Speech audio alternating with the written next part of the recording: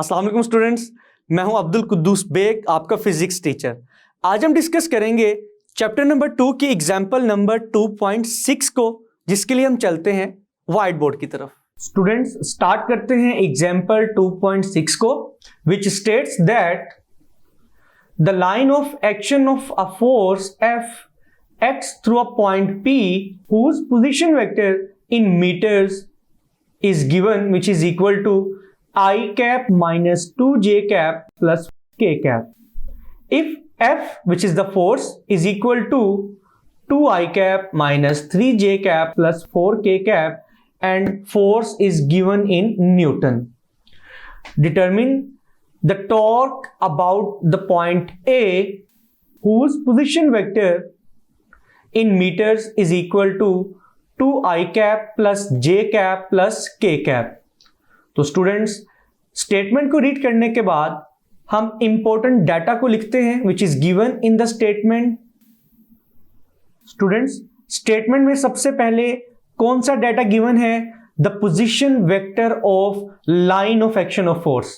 तो हम लिख सकते हैं the position vector of line of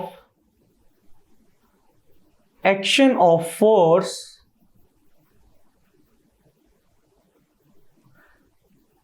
जिसका मतलब है कि किस पॉइंट पे फोर्स एक्ट कर रही है। स्टूडेंट्स, टॉर्क के कॉन्सेप्ट में हमने ये चीज देखी थी कि line of action of force का मतलब क्या होता है। जिस पॉइंट पे फोर्स एक्ट करती है उसको हम line of action of force कहते हैं। और स्टूडेंट्स, स्टेटमेंट में line of action of force का पोजीशन वेक्टर गिवन है और इस पोजीशन वेक्टर को हम रिप्रेजेंट कर सकते हैं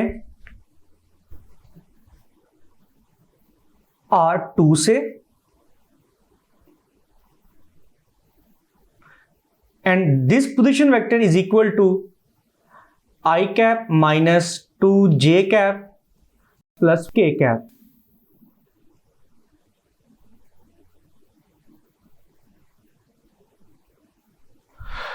नाउ स्टूडेंट्स, एक चीज याद रखिएगा, जब भी हम टॉर्क से रिलेटेड एग्जांपल्स को सॉल्व करेंगे तो 2 पोजीशन वेक्टर्स लाजमी गिवन होंगे।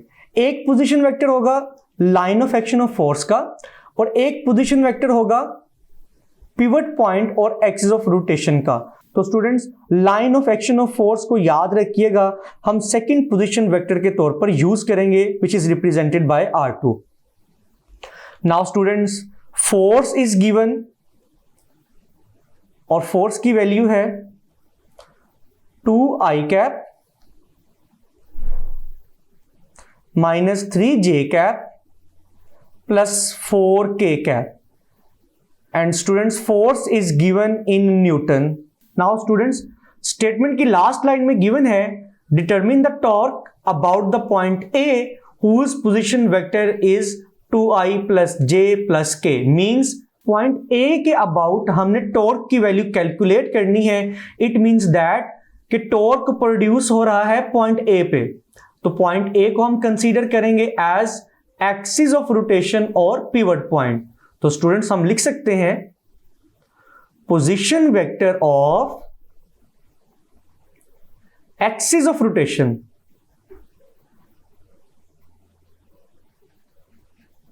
और पिवट पॉइंट, और इस पॉइंट को हमने सिंबल A से रिप्रेजेंट किया है, लेकिन इसका पोजीशन वेक्टर इक्वल होगा R1 के, and it is equal to 2I cap plus j cap plus k cap। Now students, data लिखने के बाद हम देखते हैं कि इस एग्जाम्पल में हमने किस फिजिकल क्वांटिटी को कैलकुलेट करना है। नाउ स्टूडेंट्स, नेक्स्ट हेडिंग होगी टू फाइंड की। जैसा कि इस स्टेटमेंट में गिवन है determine the torque, it means that students, इस एग्जाम्पल में हमने टॉर्क की वैल्यू को कैलकुलेट करना है। Torque is missing hair.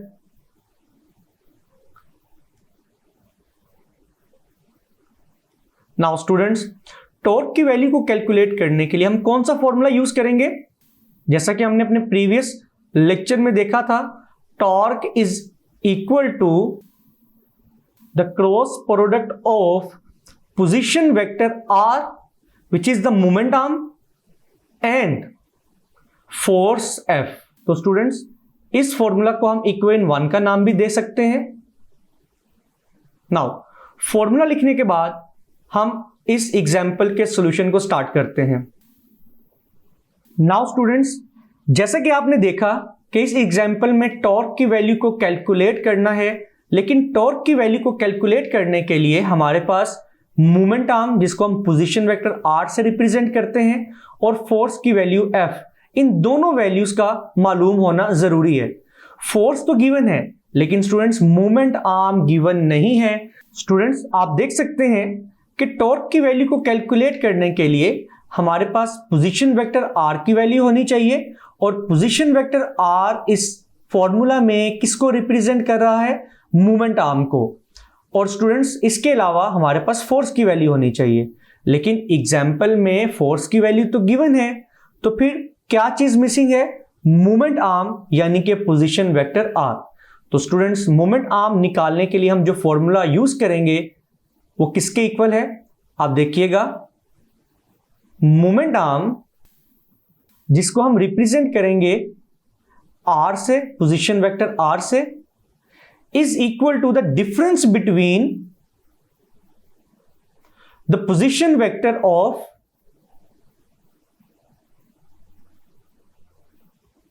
line of action of force and the position vector of axis of rotation। तो स्टूडेंट्स, इस फॉर्मूला को अगर हम सिंबॉलिकली रिप्रेजेंट करें तो हम लिख सकते हैं मोमेंट आर्म का पोजीशन वेक्टर है r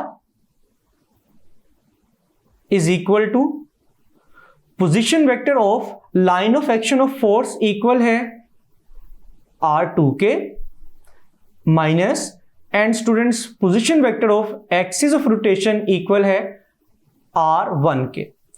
तो स्टूडेंट्स, याद रखिएगा, जब भी हम टॉर्क से रिलेटेड एग्जांपल्स या न्यूमेरिकल्स को सॉल्व करेंगे तो r यानी कि मोमेंट आर्म की वैल्यू को कैलकुलेट करने के लिए हम सबट्रैक्ट करेंगे किसको?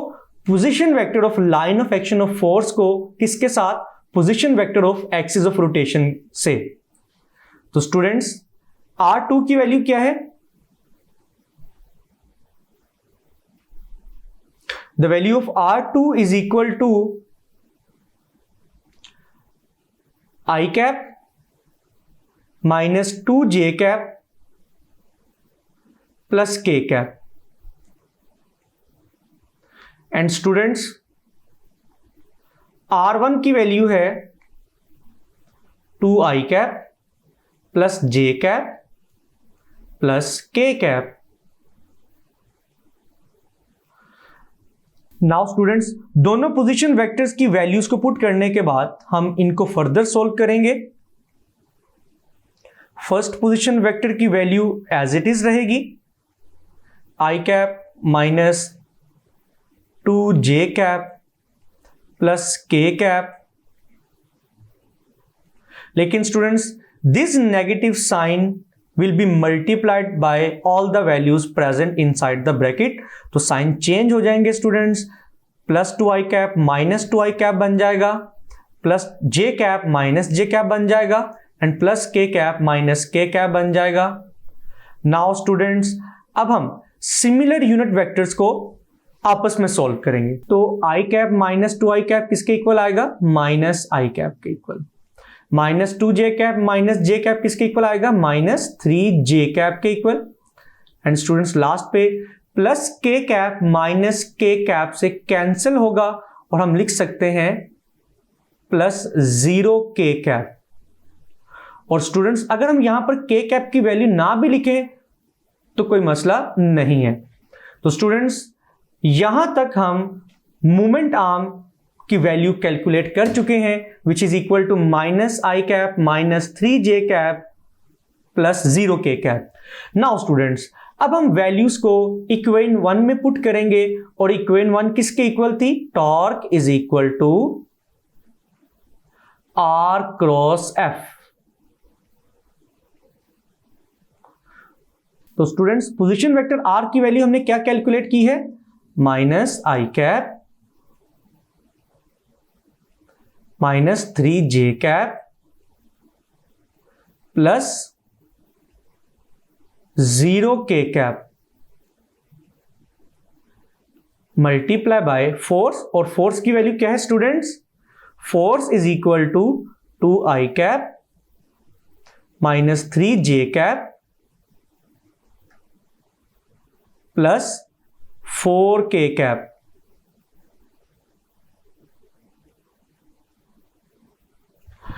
नाउ स्टूडेंट्स अब हम दोनों वेक्टर्स का क्रॉस प्रोडक्ट कैसे फाइंड करेंगे। नाउ स्टूडेंट्स जैसा कि हम वेक्टर और क्रॉस प्रोडक्ट की कैरेक्टरिस्टिक्स में ये बात सीख चुके हैं कि जब भी दो वेक्टर्स के रेक्टेंगुलर कंपोनेंट्स गिवन हो तो उन दोनों वेक्टर्स के रेक्टेंगुलर कंपोनेंट्स का क्रॉस और वेक्टर प्रोडक्ट कैसे फाइंड किया जाता है, with the help of matrices और डिटर्मिनेंट। तो स्टूडेंट्स अब हम टॉर्क की वैल्यू को कैलकुलेट करेंगे। तो स्टूडेंट्स क्रॉस प्रोडक्ट को कैसे सॉल्व किया जाता है, उसके लिए सबसे पहले हम 3/3 का एक डिटर्मिनेंट बनाएंगे और टॉप पे यूनिट वेक्टर्स की वैल्यूज लिखेंगे आई कैप, जे कैप एंड के कैप। नाउ स्टूडेंट्स अब हम फर्स्ट वेक्टर के ऑल कंपोनेंट्स को लिखेंगे और फर्स्ट वेक्टर है पोजीशन वेक्टर आर। तो स्टूडेंट्स यूनिट वेक्टर आई की वैल्यू क्या है, -1, यूनिट वेक्टर जे की वैल्यू है -3 और यूनिट वेक्टर के की वैल्यू है 0। सिमिलरली सेकेंड वेक्टर जो कि फोर्स है उसके तीनों कंपोनेंट्स की वैल्यूज क्या हैं, 2, -3 एंड 4। नाउ स्टूडेंट्स अब हम इस 3/3 डिटर्मिनेंट को एक्सपैंड करेंगे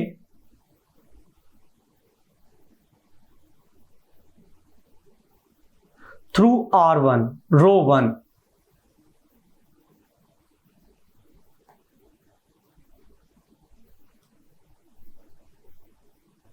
तो स्टूडेंट्स जब हम 3/3 के डिटर्मिनेंट को R1 के थ्रू एक्सपैंड करेंगे तो वैल्यूज आएंगी। फर्स्ट ऑफ ऑल हम फर्स्ट यूनिट वेक्टर को लिखेंगे आई कैप, देन 2/2 का एक डिटर्मिनेंट लिखेंगे, देन स्टूडेंट्स सेकेंड वैल्यू हमेशा नेगेटिव आती है और सेकेंड वैल्यू है R1 की जे कैप,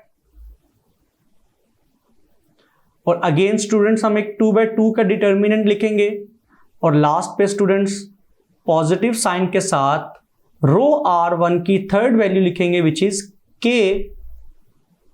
तो हम यहां पे लिखेंगे के कैप और अगेन 2/2 का एक डिटर्मिनेंट लिखेंगे। नाउ स्टूडेंट्स अब हम डिटर्मिनेंट की वैल्यूज को फिल करेंगे। नाउ स्टूडेंट्स अब हम 2/2 के डिटर्मिनेंट में कौन से नंबर्स कौन सी वैल्यूज लिखेंगे जो वैल्यूज आई की रो और आई की कॉलम में नहीं आ रही। नाउ स्टूडेंट्स अब हम इन 2/2 डिटर्मिनेंट्स को फिल करेंगे। फर्स्ट ऑफ ऑल आप देख सकते हैं कि 2/2 डिटर्मिनेंट के बाहर आई कैप लिखा हुआ है। तो स्टूडेंट्स हम मेन मैट्रिक्स की तरफ जाएंगे। आप देख सकते हैं हम आई कैप जिस रो और जिस कॉलम में आ रहा है उन वैल्यूज को इग्नोर करेंगे।